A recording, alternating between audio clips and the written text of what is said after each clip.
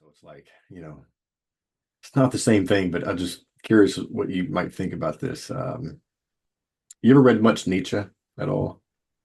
In college, she was, one of our Yeah, yeah, sophomore seminar voices against the chorus. I think was the theme of the course. So yeah. read some of him, read some of Freud, read some of Marx, read some Du Bois. But he's put in that context. But Yeah, he's got a line in I think Beyond Good and Evil, something to the effect of the real philosopher is more afraid of being understood than of being misunderstood. And the general interpretation of that is if he's understood, then there's sort of no mystery to him. And but I think it's something beyond that. I think it's because it's like if I have been given something a lot of thought and I've this idea, um, and I've spent a year thinking about this thought, synthesizing it, and then I tell you about it, and you're like, oh yeah, well that's because this, and this, and you're able to like connect all the dots right there, right. and it's offensive. I'm like, how can you just easily get that idea when I've spent a whole year thinking about this thing, and you're just like, oh yeah, and so it's like, how dare You, you you just think forget it you like think that? you've had a deep and profound experience resulting in world and humanity changing thought, and the first person you tell says, "Well, duh." Yeah. But I I think can part see of that. that too is like even if they hadn't thought about that and they're like, oh yeah, and they sort of can connect the dots there, it's like well, part of that is because you've synthesized, you've been able to distill it down to something that's easy to comprehend. And that's a real achievement. And so Yeah, it's like, I would think I would take solace in the fact that if I were able to present something that I thought about in a year, so that somebody else was able to connect dots that they hadn't been able to connect before very quickly, then I would think my goal would be to be understood. But that's a very different thing than somebody saying, "Well, duh." If it yeah, inspires them yeah, to connect dots, then I guess that's two different responses, which I think I agree mean two very different things. yeah. I've often had the experience to where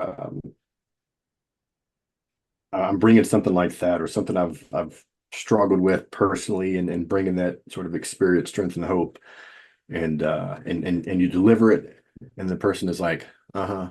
Anyway, and then they just like keep talking about whatever they were talking about. Like, no, not anyway.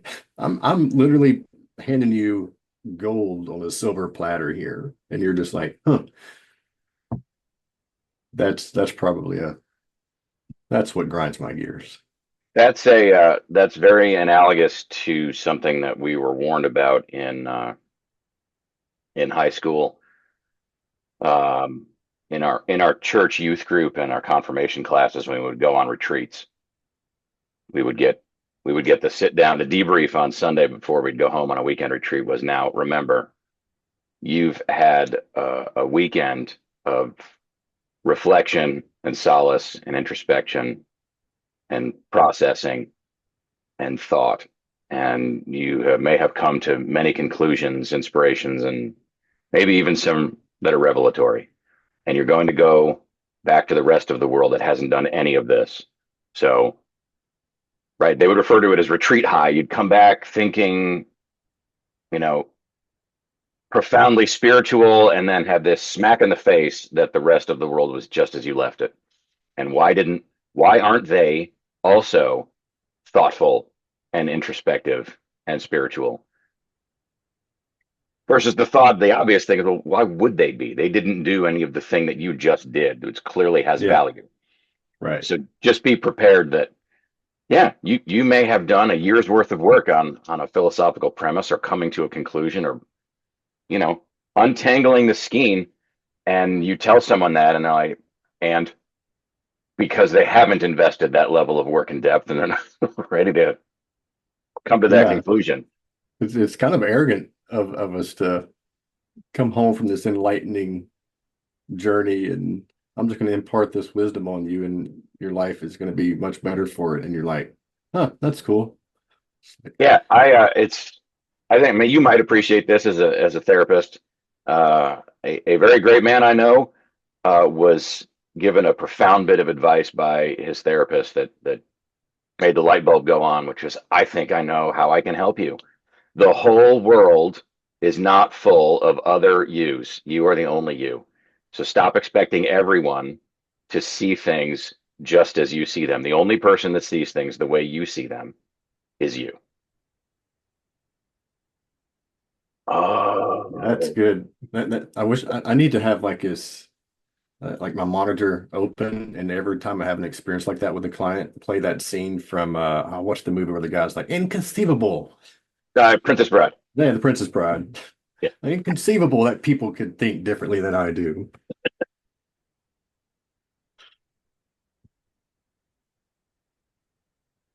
I read a book one time called After the Ecstasy, The Laundry.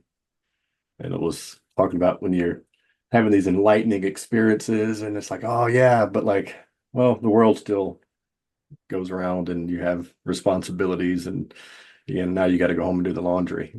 Like, how do you come back to the mundane? And and that was really helpful for me in the sense of sort of what we're talking about here. It's like, well, even with others too, it's like, well, it's still another day that I have responsibilities, and I can't expect every day to be this enlightening, blissful experience. Life is not meant to be nothing but aha moments. That's one of the reasons I really appreciate personality psychology, because it's really helped me, um, well, personally and professionally, obviously, but it's well, kind of back to the thing of the world isn't a bunch of yous. You're the only one of you, and so we tend to think that everyone thinks and acts and operates the way that we do, and if they operate outside of that, then it's like it's an anomaly. It's like, what's going on here? So the first thing we have to do is try to make sense of it. And we tend to look at things in our initial attempt to make sense of the thing that is outside of the way we do things is through a moral lens. And I think that's a mistake. And because it's just like, well, if you're different than me and I'm trying to make sense of that through a moral lens, then I'm going to see how what you're doing isn't moral. Because if it is moral, then what I'm doing isn't moral, and that can't be the case. So it's got to be you. Now that's a very it's an overgeneralization, but it holds in some sense. It's a fruit of a poison tree idea, right? The first thought is problematic in itself, that everybody ought do things like I do them because they're just like me. And then the next layer on top of that is, well, why aren't they doing the same thing like me because they're like me? It must be because the bit of free will that they have means they're morally bankrupt or evil, or and now you're piling on and building a building on a foundation that's just not there, and then people surprised when it crumbles. Yeah. Well, it's I was thinking about this one the other day where people are saying, vote like your daughter's life depends on it. And I, I'm I like, was I was wondering if we were going to tie this to the election, and I'm happy to. Just in that I've seen a lot of characterizations of the other voters as, having traits X, Y, and Z. I'm like, that is a hypothesis that you have not gathered data on or tested, and yet you've leapt right to conclusion. All you know is certain voters voted one way, certain voters voted another way. And your assumption is that it is a moral failing because of the traits that these evil humans, subhumans, enemy human, whatever pejorative we're going to use today, rather than, hmm, I observe that they voted this way. I wonder why that is. And I wonder if I can understand why that is, if I can persuade them to vote like me, or I can understand their why and adjust my position and explain my why to them so they adjust their position and we come to some compromise or some consensus. Vice, I don't have to engage with them because they're evil. And now I can post horrible things about their half of the population on the interwebs, or I can protest and burn things down, or I can unfriend people. I can unperson them because they voted differently from me. Yeah. Notice I didn't mention which candidate anybody voted for. And anybody who said, oh, that's both sidesism. No, this guy's evil. No, that lady's evil. Stop, stop, breathe, think. It is absolutely the basest dehumanization of people by people. It doesn't really matter. Yeah. The number of people that are in that, what I would consider the heart of politics, which is, huh, you think that way? Why is that? I don't think that way. What experiences have you had that lead you to think that? What information has been presented to you, and we can decide whether it's correct information, incorrect information, complete information, incomplete information that's led you to that conclusion. Oh, because this is what I've heard, know, have read. I didn't know that, or you didn't know this. Maybe we're both partially correct or partially incorrect, however you want to look at your glass of water, half empty, half full, and that there's some compromise in between that we can discuss and get to, and then get on with the rest of our lives. Yeah. Or even to see that maybe neither one of us are going to change our stance, but if we can, you know, understand that there are also, although it may be different, moral underpinnings behind our stances. So kind of with the, vote like your daughter's life depends on it. Now, you can make your own inferences, but we pretty much know what camp is saying that, but it makes me think of the logical fallacy of false dichotomies. Right. That it's either this or that, and these are your only two options, right? Now it's not, they're not directly saying that in this very ambiguous thing, although I think when people are saying that, dare I say, they're being lazy and cowardly, because it's like, I'm not going to directly say it, but it's definitely implying it. And you know what I'm saying? Because but it has to say, well, what if I say vote this way, as if because your daughter's life depends on it, suggests that if I vote the other way, I'm voting in a way that is going to threaten my daughter's life. Right. Because, okay, so now it's like, well, now if I do this, what is that going to prime you to think of me? Of course, if I tell you, if I just come out and say, so do you think that I'm not interested in protecting my daughter's life? Oh, no, I'm not. And they're going to come up with a whole bunch of things. And it's like, well, why do you put this thing Why? out there as Yeah. Why did you overarching? say that thing? Yeah. And And it's like, that it's not only a if you vote this way means this, and there's an if then on top of that false dichotomy. So yeah, we carry it several and there's several if then statements that are stacked on top of each other, none of which are actually logically true and are based on a false dichotomy, right? A false premise to begin with. And then we wonder why civil conversation is, a faint memory instead of our usual way of interacting with each other. I, I, I'm not surprised.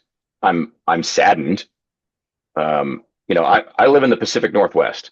I'm a Catholic son of Italian immigrants from upstate New York.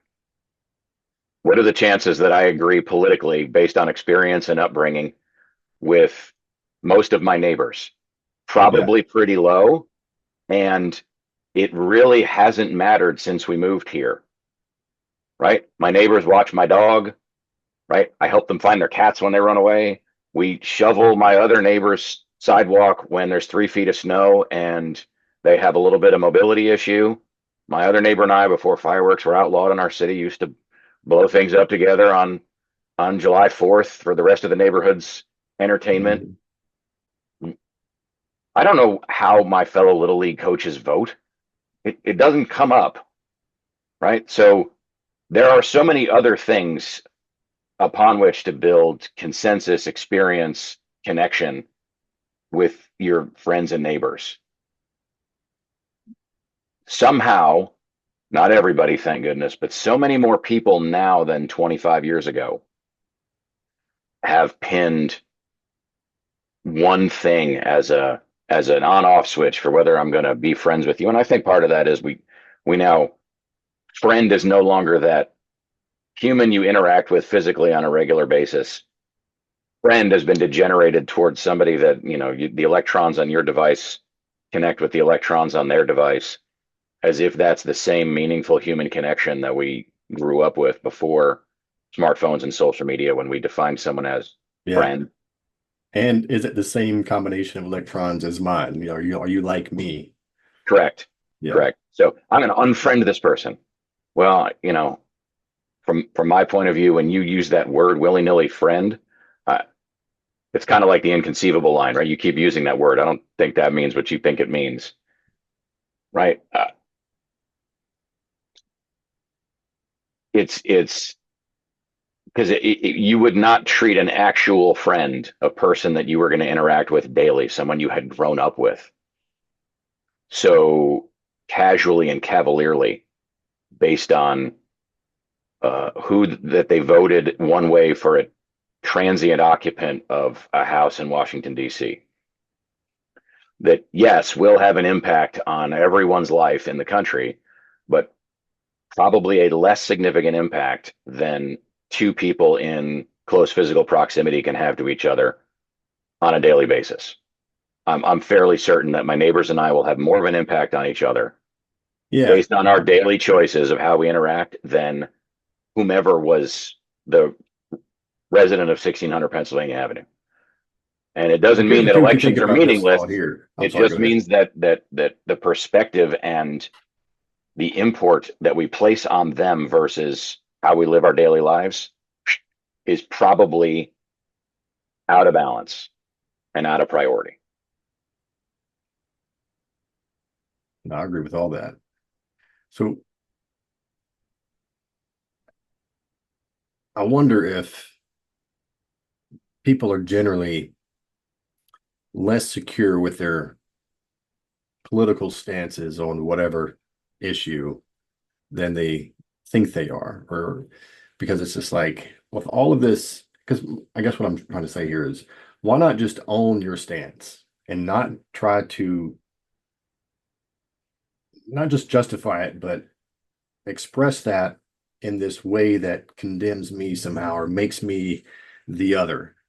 And I think it's like, well, it's almost like, who are you trying to convince? Like you're saying all this stuff, and like you're trying to hype someone or psych yourself up. And it's like, well, I think when we psych ourselves up, we're actually undermining our own confidence. So if I'm putting all this stuff out, it's like, who am I really trying to convince here? Me Right. or you? And it's probably me. And God forbid that, because that's an indication that I'm not as secure in my position as I think I am and probably should be if I'm going to hold that position. So rather than looking at that, I'm just going to put out all this ambiguous, logical fallacies of false dichotomies and that make you different than me. And we have all these, and then people latch on to these goofy sayings, vote like your daughter's life depends on it. It's like, well, that's not very helpful for anybody. Because I'm automatically going to feel condemned by you if I vote differently than you now. And so it's just this whole thing of why not just own your stance and make it about you. And even if it's even if we were to have a logical conversation, a rational conversation, and think, well, okay, well, this is one issue, and we might say, well, who gets to decide that this issue is the most important issue, that this other issue isn't also an important issue, and we don't know. The truth is, the world's way more complex. Like, who tell me how the world works? Like, Yeah. people are going to Go. be I got speechless. I got 15 minutes. Let's go. Yeah, yeah, yeah. I actually told a client that one time because he was just hard-headed. I'm like, how does the world work? And this guy tried to explain it to me. Well, And he took the bait yeah, and tried to explain it. yeah. And he gave me like a 30-second explanation. And I said, so that's it? That's how the world works? And he tried it again. And finally he's like, oh, I get what you're doing. And then we were actually able to have a productive kind of conversation. But it's like, we don't know how the world works. And so it's like, do I not hold a position because the world's too complex for me to understand? It's like, no, have your position. That's fine, but own it. But also be open to how it's not, how it may not hold up under scrutiny.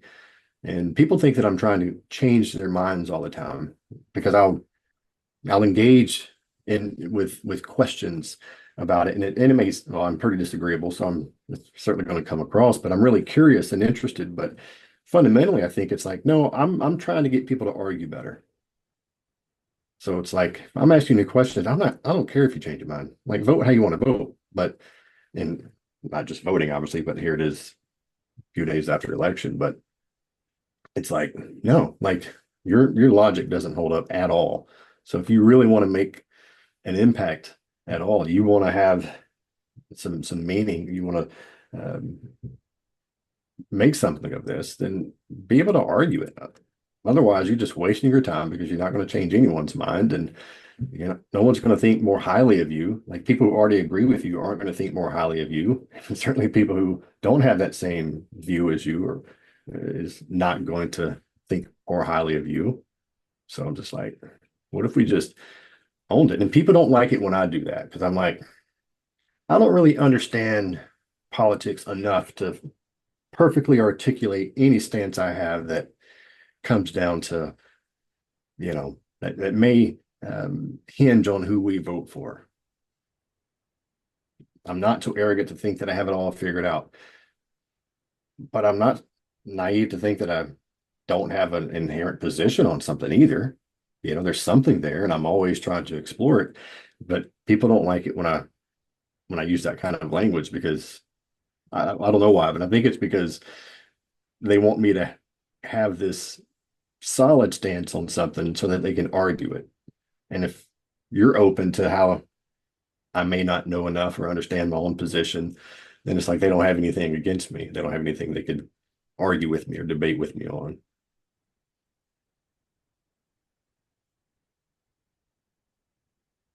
Well, how's that for our Thursday solving the world's problems?